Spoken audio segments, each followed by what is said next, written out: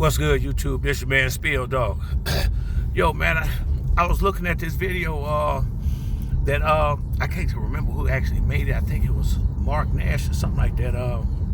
But it was about the kid Mike Williams who got his jaw broke and had to pull out of the fight with Adrian Broner, man. And you know, what seemed like to me is it's better to get ex-fighters that may not have been maybe quite as good as some of the other ones, you know, to be your trainer.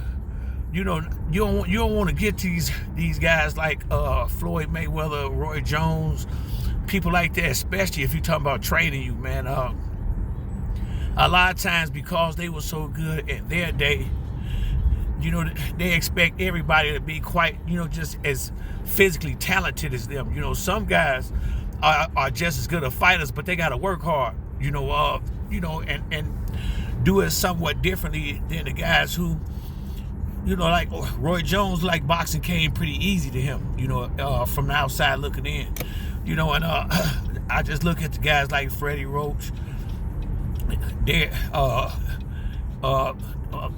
damn, I can't think of his last name. Derek, Derek James, the trainer for Earl Spence. You know, Robert Garcia. Now, Robert Garcia was a welterweight champion, but he was never one of them guys like Sugar Ray, Floyd, Roy Jones, people like that. You know, when you get those guys that were just good fighters, they tend, from where I'm sitting at, to turn out to be excellent trainers, you know. And I just wouldn't have none of them Hall of Famers messing with my kid, man. You know, they too arrogant. You know, just because you were a champion and you got a lot of accolades don't mean you know everything. You know, as them guys, a lot of times they don't pay attention to the fighters like they should.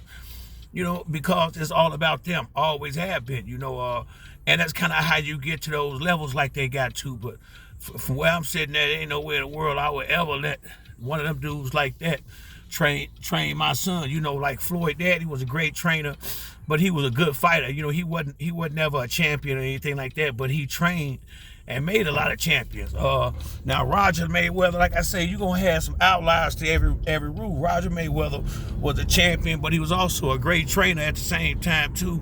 But that's not the norm from where I'm sitting at with the boxing thing, man. So any of these guys who fighting and thinking about getting some of these ex-professional fighters to train them, just get the ones that wasn't on the that wasn't Hall of Famers and got all this other stuff going on, because them guys, you know, they've had their day, and a lot of times, I mean, although they might not be willing to say it, they really don't want to see nobody do better than they did. So, you know, you better off getting somebody who ain't gonna be tripping and hating if you start getting successful, you know, and worried about you breaking their records and stuff like that, you know.